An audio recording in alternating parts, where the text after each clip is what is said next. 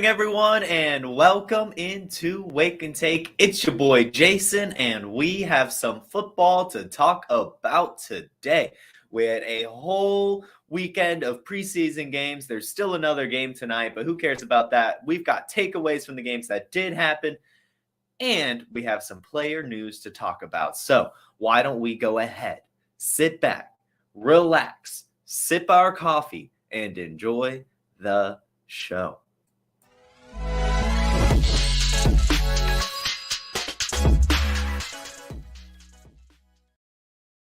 Things first, and that's this weekend. I think it was Friday after our show. Sam Howell was officially named the starting quarterback for the Washington Commanders. So just a quick little round of applause for him.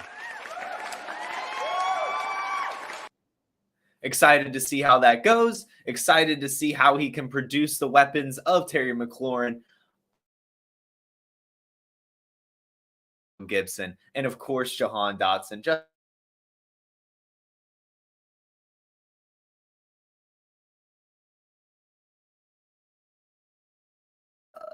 But I'm excited. For sure. Next up, Josh Jacobs is officially reporting to the Raiders. He is expected to end his holdout and be ready by week 1 for the Raiders. Good for him. Sad he didn't get the money, but glad that he'll be out there playing football.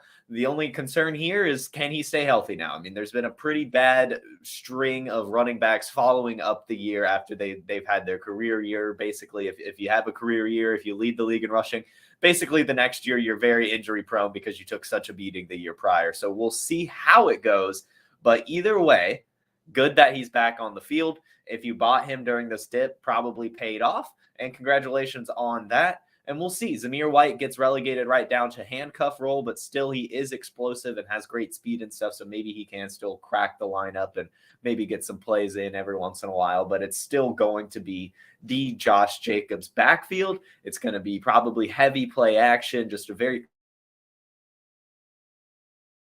ball type team with Jimmy. Efficient offense for sure. So that's the news.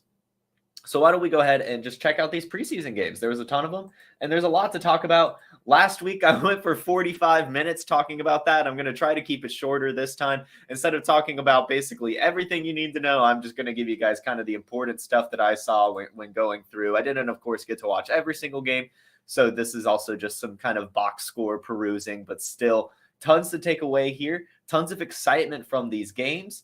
And let's go ahead and do it. We talked a little bit about the games that happened on Thursday night last week on Friday's episode, so go check that out. We're going to start things off with the Friday, Saturday, and Sunday games today. And the first one we're going to talk about here is the Panthers versus Giants. And one of the big takeaways here is that in your deeper leagues, you need to be rostering Raheem Blackshear. He's definitely the RB3 on this team. And with both Chuba Hubbard and Miles Sanders, probably splitting the backfield right now, if one of them goes down, Raheem Blackshear would do that as well. And really good receiving back. He showed that.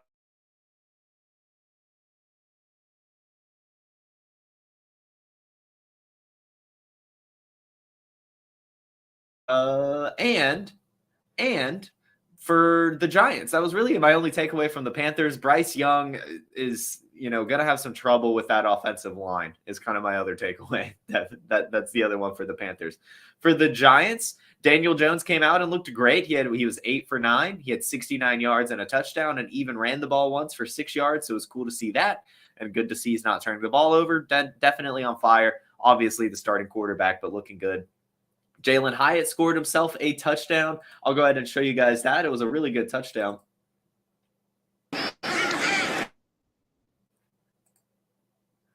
I mean, basically just completely burned the safety, burned his coverage. I'll rewind it since the thing was covering it. But pretty good. Pretty good to see. And I mean, the thing I like the most about it, I mean, dude, literally the ball was underthrown. Like he's faster than even that, really. He had to slow down to catch that ball. So looking good. Looking on Hyatt. And finally,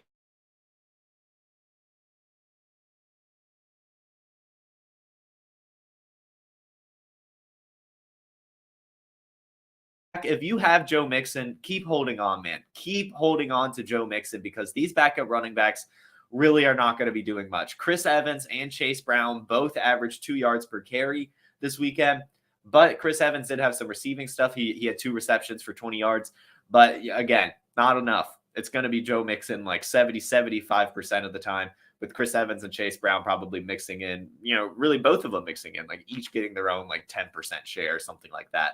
And with the 2 yards per carry, that doesn't seem that good. And this is now 2 preseason weeks in a row, so we'll keep our eye on it and how it develops. But Andre Iosivas has led the Bengals in preseason receiving yet again. He had 44 receiving yards off of 5 catches. Pretty good. That's now back-to-back weeks where he's led the Bengals receivers in preseason game yardage receiving. So, and he's got a great profile, and we were all kind of excited about him before he slipped a bit in the draft, but he got himself spot. So again, if you have space. Now for the Falcons, my sleeper pick, my deep roster pick that I've been talking about since he signed is Godwin Igwebuike. He again led the Falcons in rushing with 14 carries for 61 yards. Looked really good again. I'm really excited for what he's going to bring to the Falcons, especially late in the season as the injuries start to pile up. I do really see him as a fantastic role player.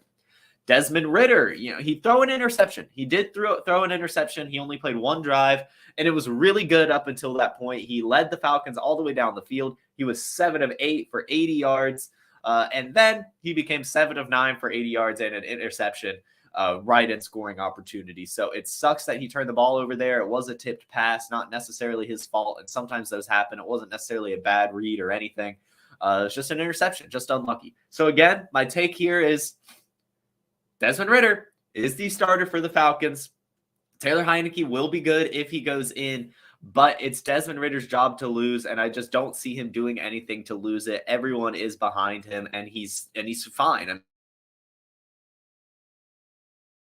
Like we saw, they moved the ball down the field, and they in 1 drive. That's a ton for the Falcons. I don't think that's how it's going to go. They want to see him throw the ball since it's preseason. It doesn't mean as much, but still, it was really good to see it. And then Bijan Robinson, he had himself a decent run, and Drake London had himself a nice little catch. So it was good to see those things as well. Just good to see offenses clicking, especially with their players that we actually care about. The next game is the Jaguars-Lions. The Tank Bigsby and Dearness Johnson both looked pretty solid, so both of them have definitely earned themselves some sort of role behind Travis Etienne. Tank Bigsby, 13 for 70. Dearness Johnson, 2 touchdowns off of 6 carries for 36 yards. Pretty good for both of them. I don't know if I'm worried about Travis Etienne. I mean, I think that they have a really good backfield behind him, which is good for the Jaguars. We'll see how it works for Travis Etienne. I do still think, of course, he's the main guy, probably about 60% snap share. But Tank Bigsby and Dearness Johnson are probably both going to get theirs. And we've seen Dearness Johnson on the Browns produce when he was asked to. So definitely something to keep our eye on as preseason continues. Any big Lions takeaways? No one really important of the box score and everything. So, but we know what to expect from the Lions at this point. And yeah, the Dolphins Texans. The backup job, I think, is officially Skylar Thompson's. I think some of us were hoping that it would be Mike White. And last week, it was kind of like both Skylar Thompson and Mike White didn't look that great. But this week, Skylar Thompson was incredible. He had 3 touchdowns, which is obviously pretty good. 3 touchdowns is always good. And Mike White didn't play at all. So I think that says something. And Skylar Thompson, of course, played for the Dolphins last year, already familiar with the system. So they'll probably go with him if anything happens to Tua Tagovailoa. Salvon Ahmed, the fourth string running back, looked really good. 12 carries for 99 yards, 4 receptions for 32 yards, and a touchdown, used all over the field. And that's what we've seen from him in the past, just an absolute tool for teams that he's on, and catches passes, runs the ball well. So if anything happens to Jeff Wilson, Raheem Mostert, or Devon Achane, Salvon Ahmed might hit the field. And a little shout out to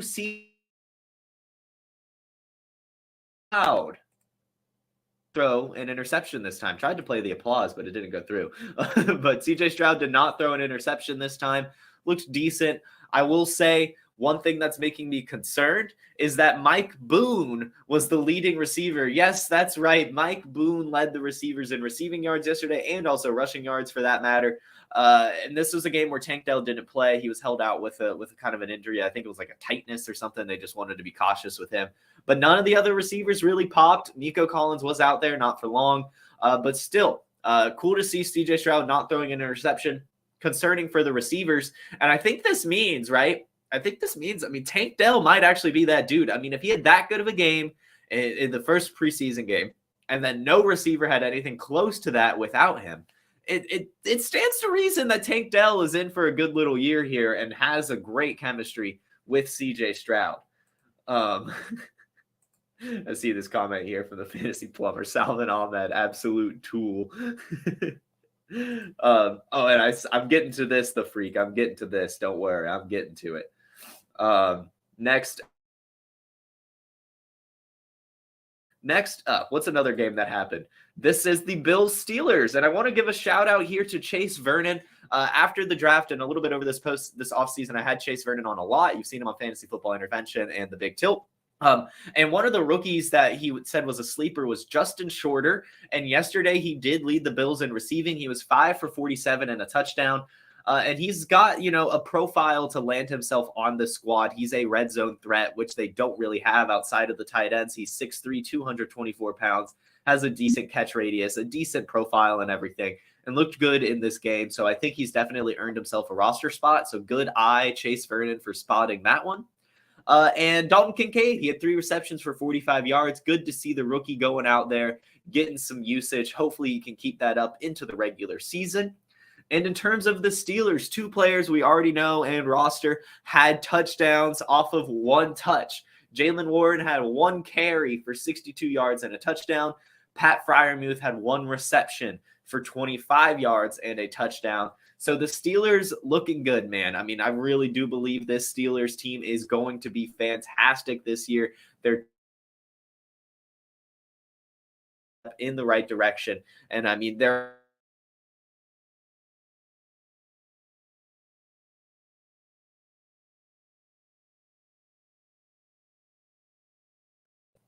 major success in 2023. Next up, we had the Bears-Colts game, and Roschon Johnson got himself some decent usage again all over the field. Going to be the only guy in this backfield who can do it all. He had 7 rushes for 32 yards and 1 reception for 11 yards. Looked really, really good. I know that the stats don't really pop up, but he did look really solid and looks like he has this backfield under control, at least probably the second spot. And I mean, like I said, he's the only one who can do it all. So that'll just get him on the field to begin with. And then for the Bears, again, Doris Fountain led them in receiving. Hadn't really heard of him, but it was a good stat line. 5 receptions for 86 yards. He's apparently in his 5th year in the NFL. But he's got a really good burst score, 99th percentile burst, 98th percentile catch radius. So look for this guy to lock in as the 6th wide receiver on the Bears chart. And then for the Colts as needed, 13-15 for 107 and a touchdown. And then the duality of man, Sam Ehlinger did not have a great passing game, but did have 8 rushes for 60 yards and a touchdown, leading the Colts in rushing, Sam Ehlinger. Now, the Buccaneers-Jets game, Kyle Trask went out there and slang it. He had 28 pass attempts completed, 20 of them for 218 yards and a touchdown. Trey Palmer scored himself a touchdown. And Sean Tucker, Sean Tucker, the backup running back, looking like the handcuff, had 7 rushes for 37 yards. Pretty good. Definitely going to be behind Rachaad White. Rachaad White definitely going to be a massive bell cow. But Tucker is definitely going to get some usage and will be valuable if anything happens to Rachaad White. And then the Jets rushing attack looks interesting. Zach Wilson led the Jets in rushing yards this weekend with Zonovan Knight and Israel Abanikanda right behind him. Abanikanda averaged a pretty impressive set per carry. So hopefully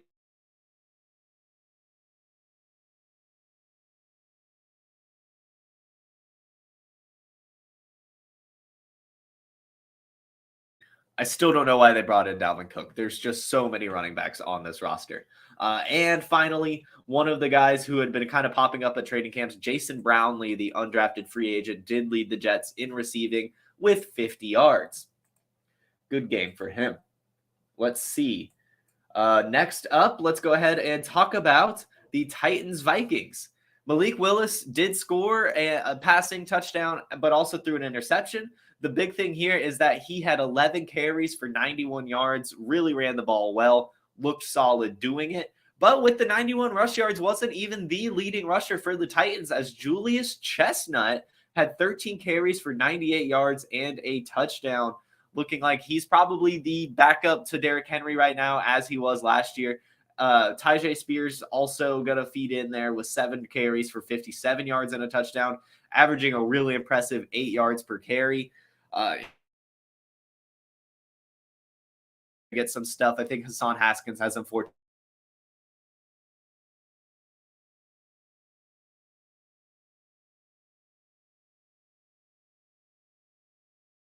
And had 11 carries, didn't do anything crazy with them, but still good to see him get so much usage.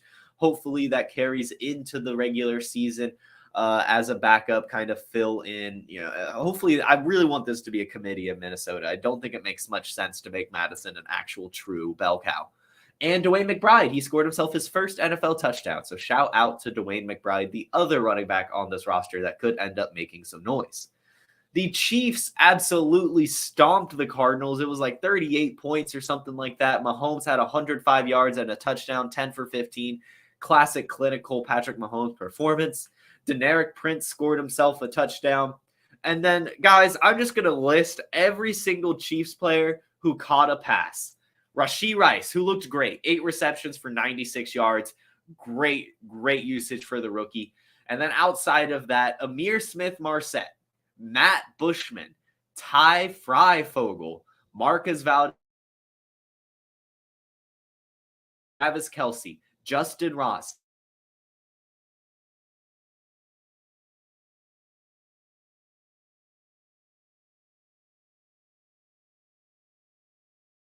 Blake Bell, Deneric Prince, and Cornell Powell. A ridiculous amount of people caught the ball for the Chiefs this weekend. We saw that in the regular season that they were going to continue to spread it around. That's my big takeaway. They will do that this year as well. All of the receivers are going to get usage week in, week out. And in terms of the Cardinals, Keontae Ingram, definitely the backup you need to roster. 7 carries, 28 yards, and a touchdown. And Clayton Tune looked good again. He had 6 carries for 35 yards on top of 133 pass yards off of 24 pass attempts. I'm hoping, not saying he will, but I am hoping that he can start while Kyler Murray is out. I just think it'd be more entertaining than Colt McCoy. Not saying he's better than Colt McCoy, but it would certainly be more entertaining. The Packers-Patriots game, which was pretty decent. It was a good little game. Bailey Zappi was under 50% passing, which is not good, especially as he's competing to try to Mac Jones, which is just not looking like he's going to be able to do. But he did score a touchdown and a rushing touchdown, which is pretty cool. Ramondre Stevenson looked great as well. 4 carries for 27 yards and a touchdown. The big story is Kayshon Boutte kind of bounced back. He had 2 receptions for 47 yards and a touchdown. And the touchdown was pretty decent as well. It was a pretty good little touchdown. And in terms of the Packers, Jordan Love looked really good again. Really excited to continue to watch that blossom. Emmanuel Wilson led the Packers in rushing again. Definitely the RB3 on this team, and I think should be rostered, especially in deeper leagues, with the age and injury history of Aaron Jones and, the age of A.J. Dillon as well.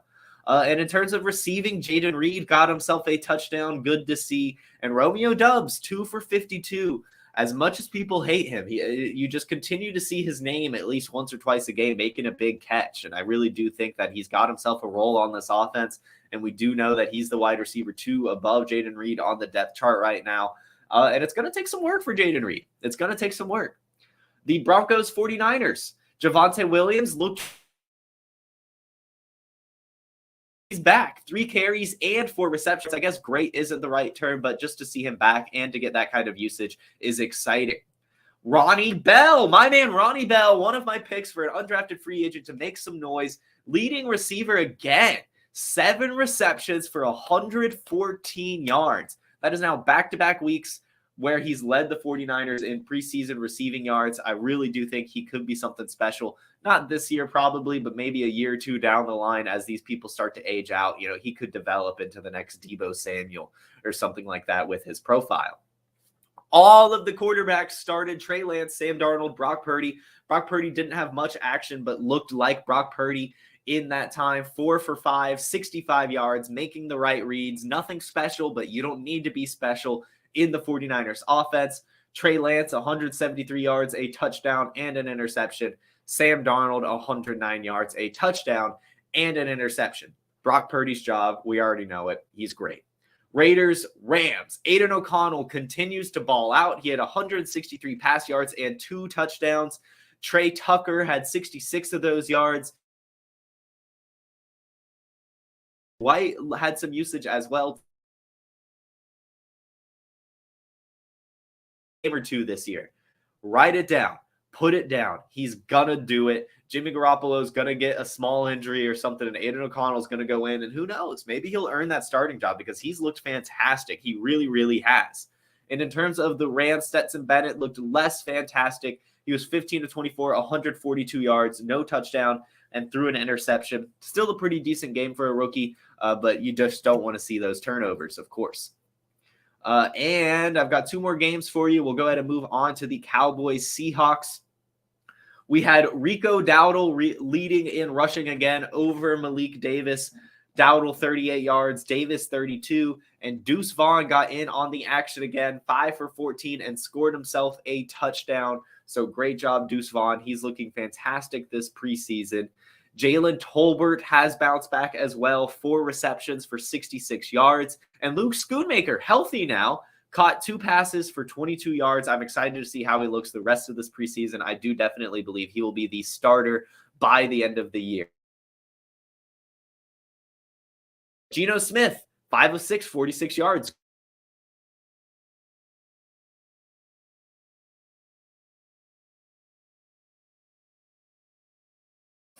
In terms of rushing, SaRodorick Thompson was actually the leading rusher with Holton Ahlers right behind him. And then Zach Charbonnet, who was 3 for 31, averaged 10 yards per carry. That was really good. And then Wayne Talapapa and then DJ Dallas. So we'll see how this develops. But, I mean, it's obviously Kenneth Walker, Zach Charbonnet, probably Kenny McIntosh, who still hasn't had any preseason action. And then who knows? I mean, it's probably DJ Dallas since he's been with the team, but who knows? The SaRodorick Thompson guy is now in back-to-back decent preseason games. And in terms of the receivers, Jackson Smith-Njigba had a really good catch. Finished the day 3 receptions for 58 yards. He is here, and I'm glad he hasn't scored a touchdown yet because his value is going to go crazy once he finally does it. And Jake Bobo, 2 receptions for 43 yards. Yet another good preseason performance from Jake Bobo. Guys, roster Jake Bobo. If anything happens to Tyler Lockett or DK Metcalf, it's not just going to be Jackson Smith-Njigba that's going to get more playing time. Bobo too, and this team likes to pass it. They like to use those slot guys like Bobo. So very, very interesting to see him continue to do well. UCLA slot receiver. Now, finally, the Saints-Chargers game. Kendre Miller, 10 carries for 23 yards and a touchdown, and also had himself a nice little catch. So that's really good for him. Good to see him out there. Elijah Dotson hype has faded. 6 carries for only 21 yards. Nothing special this game. And Quentin Johnson looked good as well. 3 receptions for 37 yards. Pretty decent. We'll see. We haven't seen anything pop yet, but he did look pretty good. And finally, just a funny, hilarious box score to me. Easton Stick, 21 completions off of 41 attempts, 233 passing yards, 0 touchdowns, and 2 interceptions. But then 7 carries for 63 yards and 2 touchdowns. So for everything he did wrong in the passing game, he made up for it in the running game. And, that's why he's probably the backup to Justin Herbert, not the rookie from TCU that just came in. I don't know why the name is escaping me, but doesn't matter. It's going to be Easton Stick as the QB2 more than likely. All right, guys, I see the chat. So let's go ahead. Theo Grimminger's press coverage will be live at 10:30, so hop from here straight to that on the YouTube and Twitter. Has Rodgers played at all this preseason? No, he hasn't. Khalil Herbert may be a league winner at his ADP per fourth and flex. We'll see. We're definitely the Roschon Johnson guys here. But, I mean, Khalil Herbert will definitely be good while he's out there. Noob's World Order, who is the wide receiver to own on the Chiefs this year? It's Sky Moore and Travis Kelce, of course, but not a wide receiver. The answer is Sky Moore. How bad is my team? Aaron Rodgers, Sam Howell, Aaron Jones, Damian Pierce, Justin Jefferson, Devontae Smith, Keenan Allen, Mike Evans, Jackson Smith, and Jigba, Tank Dell. Hey, you've got a great wide receiver core, man. Great wide receiver core, and you've got a decent tight end in Cole Kmet.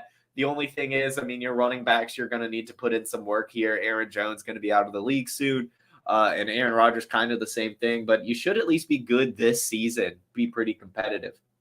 Let's go, Ronnie Bell. Let's go, Ronnie Bell. And the Fantasy Plumber points out Lance would be thrilled to put up an Easton stick. Fine. This is true, and that Trey Lance wishes he were Easton stick. Everyone have a fantastic week. This is my last episode hosting this week. I'm going out of town. We're having a Han Rung to fill in tomorrow. Matt Babich will be filling in Wednesday. The Podfather himself Thursday, and Seth Dywald on Friday. So make sure you tune into those episodes. They're going to do a fantastic job. I hope you guys have a fantastic rest of your week.